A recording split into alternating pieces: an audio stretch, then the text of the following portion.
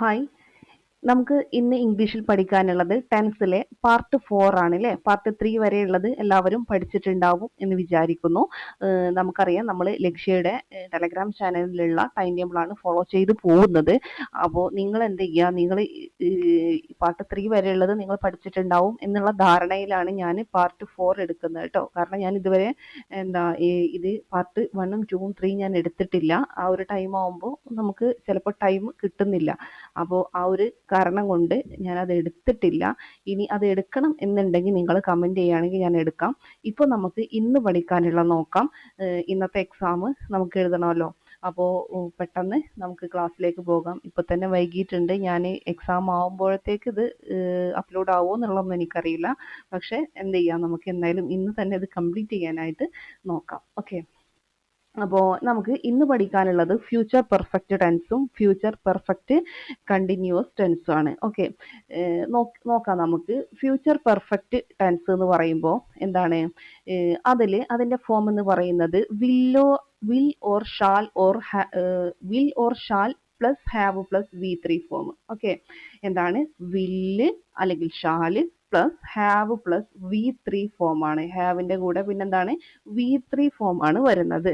അപ്പൊ നോക്കാം നമുക്ക് ഇത് എന്താണ്, എങ്ങനെയാണ് നമുക്ക് ഫ്യൂച്ചർ പെർഫെക്റ്റ് ആണെന്ന് മനസ്സിലാക്കുന്നത് എന്ന് വെച്ചാൽ, ഭാവിയിൽ ഒരു പ്രവൃത്തി നടന്നു കഴിഞ്ഞിട്ടുണ്ടാവും അല്ലെങ്കിൽ പൂർത്തിയായിട്ടുണ്ടാകും എന്ന് സൂചിപ്പിക്കാനാണ് ഈ ഒരു ഫ്യൂച്ചർ പെർഫെക്റ്റ് ടെൻസ് ഉപയോഗിക്കുന്നത്.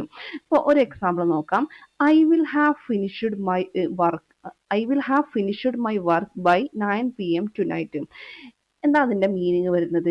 ഐ വിൽ ഹാവ് ഫിനിഷ്ഡ്, ഞാൻ പൂർത്തിയാക്കിയിട്ടുണ്ടാവും, മൈ വർക്ക്, എൻ്റെ വർക്ക്, ബൈ 9 PM tonight, ഇന്ന് രാത്രി 9 PM ആവുമ്പോഴേക്കും ഞാൻ എന്ത് ചെയ്തിട്ടുണ്ടാവും, എൻ്റെ ജോലി പൂർത്തിയാക്കിയിട്ടുണ്ടാവും. അതായത് ഭാവിയിൽ ഒരു പ്രവൃത്തി നടന്നു കഴിഞ്ഞിട്ടുണ്ടാവും അല്ലെങ്കിൽ പൂർത്തിയായിട്ടുണ്ടാകും എന്ന് സൂചിപ്പിക്കാനാണ് ഈ ഒരു ടെൻസ് ഉപയോഗിക്കുന്നത്.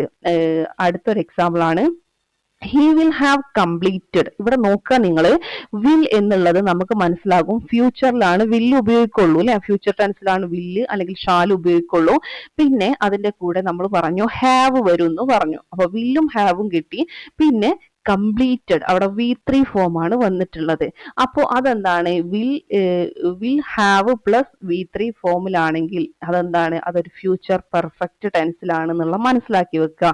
ഇതിന്റെ മീനിങ് എന്താ, he will have completed his project, അവന്റെ പ്രൊജക്റ്റ് കംപ്ലീറ്റ് ചെയ്തിട്ടുണ്ടാവും by the end of this month, ഈ മാസം അവസാനം. ഓക്കെ. അപ്പോൾ അങ്ങനെ മനസ്സിലാക്കി വെക്കുക. അടുത്തൊരു എക്സാമ്പിൾ ഇനി ഞാൻ പറയേണ്ട കാര്യം ഉണ്ടാവില്ല. ഷീ വിൽ ഹാവ് സ്ലെപ്റ്റ് അല്ലെ. സ്ലെപ്റ്റ്. അപ്പം സ്ലീപ്പിന്റെ V3 ഫോം ആണ് ഏതെന്ന് പറയുന്നത്, സ്ലെപ്റ്റ് എന്ന് പറയുന്നത് അല്ലെ. അപ്പൊ we will have slept by the time you arrive എന്നുള്ളത് എന്താണ്, ഒരു ഫ്യൂച്ചർ പെർഫെക്റ്റ് ടെൻസ് ആണ്. I will have finished my work when you arrive, നീ എത്തുമ്പോഴേക്കും എന്ത് ചെയ്തിട്ടുണ്ടാവും, എൻ്റെ വർക്ക് ഞാൻ ഫിനിഷ് ചെയ്തിട്ടുണ്ടാവും. അപ്പൊ അതെന്താണ്, ഒരു ഫ്യൂച്ചർ പെർഫെക്റ്റ് ടെൻസിലാണെന്നുള്ളത് മനസ്സിലാക്കുക. അപ്പോൾ ടൈം വേർഡ്സ് എന്ന് പറയുന്നത് എന്താണ്, ഇപ്പൊ നമുക്കത് ഏത് ടെൻസിലാണ് എന്നുള്ളത് പെട്ടെന്ന് മനസ്സിലാക്കാൻ വേണ്ടിയിട്ട് ഇവിടെ നോക്കുക, ബൈ ചേർത്ത് ഫ്യൂച്ചറിനെ സൂചിപ്പിക്കുന്ന ടൈം ഇൻഡിക്കേറ്റേഴ്സ് വന്നാൽ എന്താണ്, ഫ്യൂച്ചർ പെർഫെക്റ്റ് ടെൻസിന് വേണം നമ്മൾ പ്രാധാന്യം കൊടുക്കാനായിട്ട്. By tomorrow, by this time next month, by the end of this year, by June next year, by 2027, ഇങ്ങനെയൊക്കെ വന്നാൽ നമ്മൾ എന്തിന് പ്രാധാന്യം കൊടുക്കണം, അത് ഫ്യൂച്ചർ പെർഫെക്റ്റ് ടെൻസ് ആണ് എന്നുള്ളത് ഒന്ന് മനസ്സിലാക്കി വച്ചേക്കുക. അപ്പൊ എങ്ങനെ മനസ്സിലാക്കാം നമുക്ക് ഫ്യൂച്ചർ പെർഫെക്റ്റ് കണ്ടിന്യൂസ് ടെൻസ്? ഇവിടെ വില്ലോ ഷാലോ വരും. ഫ്യൂച്ചർ ആകുമ്പോൾ വരുമല്ലോ, വരും. ഇനി പിന്നെന്താ, ഹാവ് ഓൾറെഡി നമുക്കറിയാം വരും എന്നുള്ളത്. പക്ഷെ ഇവിടെ ING അല്ലെ, ING കാണുമ്പോൾ നമുക്കറിയാം എന്താണ്, അതൊരു കണ്ടിന്യൂസ് ടെൻസ് ആണ്. അപ്പൊ ഫ്യൂച്ചർ പെർഫെക്റ്റ് കണ്ടിന്യൂസ് ടെൻസിൽ ഹാവിന്റെ കൂടെ എന്താണ്, ബീൻ കൂടെ വരും അല്ലെ. ഹാവ് ബീൻ പ്ലസ് ING ആണ് വരിക. ഹാവ് ബീൻ പ്ലസ് ING എന്നാണ് ING ഫോമിന്റെ കൂടെ വരുള്ളൂ.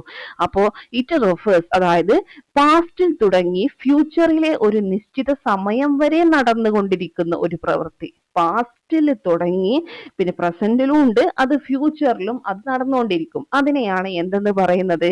ഫ്യൂച്ചർ പെർഫെക്റ്റ് കണ്ടിന്യൂസ് ടെൻസ് എന്ന് പറയുന്നത്. ഇപ്പൊ എക്സാമ്പിൾ നോക്കാം. I will have been living in Trivandrum for 5 years by the end of this year. ഞാൻ ഈ വർഷം അവസാനം ആവുമ്പോഴത്തേക്ക് എന്താണ്, ട്രിവാൻഡ്രത്ത് ഞാൻ 5 വർഷത്തോളമായി ഞാൻ ലിവ് ചെയ്തുകൊണ്ടിരിക്കുകയായിരിക്കും. ഓക്കെ, അതായത് ഒരു സംഭവം പാസ്റ്റ് തുടങ്ങിയിട്ടുണ്ട്, പക്ഷെ ഫ്യൂച്ചറിലെ ഒരു പ്രത്യേക സമയം വരെ നടന്നുകൊണ്ടിരിക്കും എന്നുള്ളത് ഒരു പ്രവൃത്തിയെ സൂചിപ്പിക്കാനാണ് ഫ്യൂച്ചർ പെർഫെക്റ്റ് കണ്ടിന്യൂസ് ഈ എന്താണ് ഉപയോഗിക്കുന്നത്. ഇനി we will have been waiting for 2 hours by the time you arrive. അതും നമുക്ക് മനസ്സിലാക്കാലോ. We will have been waiting, കണ്ടോ ആ ഫോം കണ്ടോ? വി വിൽ ഹാവ് ബീൻ, വില്ല് വന്നിട്ടുണ്ട്, ഹാവ് വന്നിട്ടുണ്ട്, ഹാവ് ബീൻ വന്നിട്ടുണ്ട്, പിന്നെ വെയിറ്റ് എന്നുള്ളതിന് കൂടെ ഒരു ING ഫോം. അപ്പൊ നമുക്ക് മനസ്സിലാക്കാം, വില്ല് വന്നാൽ ഫ്യൂച്ചർ ആണ്, ഹാവ് വന്നാൽ പെർഫെക്റ്റ് ആണ്, പിന്നെ ING വന്നാൽ നമുക്ക് മനസ്സിലാക്കത്ര വലിയ പാടുണ്ടോ? ഇല്ലല്ലോ. അപ്പൊ ഫ്യൂച്ചർ പെർഫെക്റ്റ് കണ്ടിന്യൂസ് ടെൻസ് ആണെന്ന് ഉള്ള മനസ്സിലാക്കാം. പക്ഷെ ഇവിടെയും ടൈമിംഗ് വേർഡ്സ് കൊടുത്തിട്ടുണ്ട്. ഇവിടെ ഫോറും അതുപോലെ എന്താണ്, ഫോറും അതുപോലെ ബൈയും അല്ലെ, ഫോറും ബൈയും എന്താണ് ഇതിന്റെ ടൈം വേർഡ്സ് ആണെന്നുള്ളത് മനസ്സിലാക്കുക. ഓക്കെ, ഇനി അടുത്തത് അപ്പൊ ഇത്രയും കാര്യങ്ങളാണ് നമുക്ക് എന്ത് ചെയ്യാൻ ഇവിടെ പഠിക്കാനുള്ളത്. ഓക്കെ, ഇത്രയും കാര്യം നിങ്ങൾക്ക് കൃത്യമായിട്ട് മനസ്സിലായിട്ടുണ്ടാവും എന്ന് വിചാരിക്കുന്നു. ഇനി സ്റ്റാറ്റീവ് വെർബ്സ് ആണ് നമുക്ക് നോക്കാനുള്ളത്. സ്റ്റാറ്റീവ് വെർബ്സ് എന്താണെന്നുള്ളത് മനസ്സിലാക്കണം എന്നുണ്ടെങ്കിൽ ആക്ഷൻ വെർബ്സും ഉണ്ട്, സ്റ്റാറ്റീവ് വെർബ്സും ഉണ്ട്. അതിൽ സ്റ്റാറ്റീവ് വെർബ്സ് ആണ് നമ്മൾ ഇപ്പൊ നോക്കാൻ പോകുന്നത്. അതായത് stative verbs are not normally used in continuous tense. കണ്ടോ, സ്റ്റാറ്റീവ് വെർബ്സ് എന്ത് ചെയ്യൂല? Normally not used in continuous tense. Continuous ടെൻസിൽ സ്റ്റാറ്റീവ് വെർബ്സ് യൂസ് ചെയ്യൂല. മനസ്സിലായോ? അപ്പൊ അതെന്താന്നുള്ളത് മനസ്സിലാക്കണം എന്നുണ്ടെങ്കിൽ എന്താണ് സ്റ്റാറ്റീവ് വെർബ്സ്? അപ്പൊ നമുക്ക് വെബ് എന്താണെന്നറിയാം അല്ലെ? ക്രിയ അല്ലെങ്കിൽ പ്രവൃത്തി. ഈ ക്രിയ അല്ലെങ്കിൽ പ്രവൃത്തി നമ്മളെ കൊണ്ട് എന്ത് ചെയ്യാൻ പറ്റൂല, എന്താ ചെയ്ത് കാണിച്ചു തരാൻ പറ്റുന്നില്ല എങ്കിൽ ആ വെർബ് എന്താണ്? അതൊരു സ്റ്റാറ്റീവ് വെർബാണ്. മനസ്സിലായോ? അത് മനസ്സിലാക്കണം എന്നുണ്ടെങ്കിൽ ഇപ്പൊ ഞാൻ മനസ്സിലാക്കുക എന്ന് പറഞ്ഞല്ലോ, ആ മനസ്സിലാക്കുക എന്നുള്ളത് എന്താണ്? ഒരു വെർബാണ് അല്ലെ, ഒരു ക്രിയയാണ്, ഒരു പ്രവൃത്തിയാണ്. അപ്പൊ ഇത് ഞാൻ ചെയ്ത് കാണിച്ച് മനസ്സിലാവുക എന്നുള്ളത് എനിക്ക് കാണിച്ചു തരാൻ പറ്റുമോ? ഇല്ല. അപ്പൊ അതെന്താണ്? ഒരു സ്റ്റാറ്റീവ് വെർബാണ്. ഓക്കെ, അപ്പൊ നോക്കാം നമുക്ക്. ഇപ്പൊ ഇവിടെ ഒരു എക്സാമ്പിൾ കൊടുത്തിട്ടുണ്ട്. I am understanding this lesson. ഞാൻ ഈ ലെസൺ, ഇതിന്റെ മീനിങ് അല്ല നോക്കണ്ട നിങ്ങൾ. I am understanding this lesson എന്നുള്ളത് അവിടെ തെറ്റാണ്. കാരണം എന്താണ്? ഇത് എന്താണ്? അണ്ടർസ്റ്റാൻഡ് എന്നുള്ളത് ഒരു സ്റ്റാറ്റീവ് വെർബാണെന്നുള്ളത് നമുക്കറിയാം, ചെയ്ത് കാണിച്ചു തരാൻ പറ്റാത്തൊരു പ്രവൃത്തിയാണ്. അവിടെ ഒരിക്കലും കണ്ടിന്യൂസ് ടെൻസ് വരൂല. അപ്പോ ഐ അണ്ടർസ്റ്റാൻഡ് ദിസ് ലെസൺ എന്നേ വരുള്ളൂ. ഇനി അടുത്തത്, this bag is belonging to me. ഈ ബിലോങ് എന്നുള്ളത് എന്താണ്? ഒരു സ്റ്റാറ്റീവ് വെർബാണ് അല്ലെ? അപ്പൊ അതെന്താണ്? അവിടെയും കണ്ടിന്യൂസ് ടെൻസ് വരൂല. അവിടെ വരുന്നതാണ് this bag belong to me എന്നേ വരും. ഈ അടുത്തൊരു എക്സാമ്പിൾ നോക്കുക. I have been knowing him since childhood. I have been knowing him since childhood. ഇവിടെ ഏതാ വെർബ്? നോ എന്നുള്ളത്, അറിയുക എന്നുള്ളത് ചെയ്ത് കാണിക്കാൻ പറ്റുമോ? ഇല്ല. അപ്പൊ എന്താണ്? അവിടെയും കണ്ടിന്യൂസ് ടെൻസ് വരൂല. പക്ഷെ എന്താണ്? I have known him since childhood. അവിടെ ഹാവ് എന്തുകൊണ്ട് വന്നു? സിൻസ് എതിരാ വരിക? നമുക്കറിയാം എന്താണ്, പെർഫെക്റ്റ് ടെൻസ് ആവുമ്പോ ആണ് എന്ത് വരിക? സിൻസ് അല്ലെ, സിൻസ് വരിക. സിൻസിന്റെ കൂടെയാണ് അല്ല, പെർഫെക്റ്റ് ടെൻസ് സിൻസ് വരുന്നത് ഏതിലാണ്? അതായത് സിൻസ് സാധാരണയായിട്ട് നമ്മൾ പ്രസന്റ് പെർഫെക്റ്റ് ടെൻസ് അല്ലെങ്കിൽ പിന്നെ എന്താണ്, പാസ്റ്റ് പെർഫെക്റ്റ് ടെൻസ് ഇവയോടൊപ്പമാണ് ഉപയോഗിക്കുന്നത്. ഓക്കെ, ഇനി എന്താണ്, അതവിടെ നിൽക്കട്ടെ. അപ്പോൾ അതുകൊണ്ടാണ് ഇവിടെ അത് വന്നിട്ടുള്ളത് എന്നുള്ളതാണ് എന്ത്, ഹാവ് നോൺ എന്ന് വന്നത് എന്നാണ് ഞാൻ പറയാൻ ഉദ്ദേശിച്ചത്. അതവിടെ നിൽക്കട്ടെ. നമ്മളിപ്പോ പറഞ്ഞുകൊണ്ടിരിക്കുന്നത് സ്റ്റാറ്റീവ് വെർബാണ്. അതിൽ എന്താണ്, നോ എന്നുള്ളത് ഒരു സ്റ്റാറ്റീവ് വെർബാണ്. അപ്പൊ അവിടെ എന്ത് വരൂല? കണ്ടിന്യൂസ് ടെൻസ് വരൂല. കണ്ടിന്യൂസ് ടെൻസിൽ സ്റ്റാറ്റീവ് വെർബ് വരൂല. അപ്പം അത് എന്താണ്? തെറ്റായിട്ടുള്ളതാണ്. ഓക്കെ, ഇനി നമുക്ക് അത് മനസ്സിലാക്കാൻ, അതായത് ഏതൊക്കെയാണ് വെർബ് ഓഫ് തിങ്കിങ് ഉണ്ട്, അതുപോലെ എന്താണ് വെർബ്സ് ഓഫ് ഇമോഷൻ ഉണ്ട്, വെർബ്സ് ഓഫ് സെൻസസ് ഉണ്ട്, വെർബ്സ് ഓഫ് പൊസഷൻ ഉണ്ട്, വെർബ്സ് ഇൻ ജനറൽ. ഓക്കെ, ഇതൊക്കെ എന്താണ്? ഇതിന് എക്സാമ്പിൾ ആണ്. അപ്പൊ നോക്കാം നമുക്ക്. വെർബ്സ് ഓഫ് തിങ്കിങ്ങിൽ ഏതൊക്കെ വരിക? വേർഡ്സ് ഓഫ് തിങ്കിങ്ങിന് ഏതൊക്കെ വരാം? തിങ്ക് എന്നുള്ളത് നമുക്ക് മനസ്സിലാക്കാം അല്ലെ. തിങ്ക് ചിന്തിക്കുക, ബിലീവ് എന്ത് ചെയ്യുക വിശ്വസിക്കുക, imagine, hope, guess, doubt, expect, suspect, know, understand, realise, recognise, agree, disagree. ഇത് നിങ്ങൾ പഠിച്ചു തന്നെ പോകണം കേട്ടോ. പിന്നെ മീനിങ് അറിയാം എന്നുണ്ടെങ്കിൽ ഈസിയാണ്, അല്ലാത്തൊരു കാണാതെ പഠിച്ചിട്ട് തന്നെ ഇത് മനസ്സിലാക്കി വെക്കണം. ഇതുകൊണ്ടാണ് ഇവിടെ കണ്ടിന്യൂസ് ടെൻസ് വരാത്തത് എന്ന് മനസ്സിലാക്കണം എന്നുണ്ടെങ്കിൽ ഈ വെർബൊക്കെയാണ് സ്റ്റാറ്റീവ് വെർബ് എന്നുള്ളത് മനസ്സിലാക്കി വെച്ചാൽ മതി കേട്ടോ. ഓക്കെ, അപ്പൊ remember, recall, forget, need, prefer, അതാണ് സാറ്റിസ്ഫൈ, പ്രിറ്റൻഡ്. അതുപോലെ വെർബ്സ് ഓഫ് ഇമോഷൻ ആണ് ലവ്, ഹെയ്റ്റ്, ലൈക്ക്, ഡിസ്ലൈക്ക്. പിന്നെന്താണ് വാണ്ട്, വിഷ് അല്ലെ. വെർബ്സ് ഓഫ് ഇമോഷൻ അല്ലെ, ലവ്, ഹെയ്റ്റ്, ലൈക്ക്, ഡിസ്ലൈക്ക്, അതുപോലെ വാണ്ട്, വിഷ് എന്നുള്ളതൊക്കെ. ഇനി വെർബ്സ് ഓഫ് സെൻസസ് ഏതൊക്കെയാണ്? നമുക്ക് സി കാണുക, ഹിയർ കേൾക്കുക, സ്മെല് ചെയ്യുക, ടേസ്റ്റ് ചെയ്യുക, ഫീൽ ചെയ്യുക, സീം, ലുക്ക്, അപ്പിയർ. ഇതൊക്കെ എന്താണ്? വെർബ്സ് ഓഫ് സെൻസസ് ആണ്. ഇനി വെർബ്സ് ഓഫ് പൊസഷൻ അല്ലെ, ഉണ്ട് എന്ന് സൂചിപ്പിക്കാൻ have, on, belong, contain, consist, include, involve. ഇതൊക്കെ വെർബ്സ് ഓഫ് പൊസിഷൻ ആണ്. ഇനി verbs in general resemble, delay, demand, deserve. ഇതൊക്കെ ഇത് അത്യാവശ്യം നമുക്ക് സാധാരണ ഒരു ആളുകൾക്ക്, അതായത് ഇംഗ്ലീഷ് അത്യാവശ്യം അറിയാവുന്നവർക്കൊക്കെ കുറച്ചെങ്കിലും അറിയാവുന്നവർക്കൊക്കെ ഇത് പെട്ടെന്ന് മനസ്സിലാവും കാര്യം എന്താണെന്നുള്ളത് അല്ലെ, സ്റ്റാറ്റീവ് വെർബ്.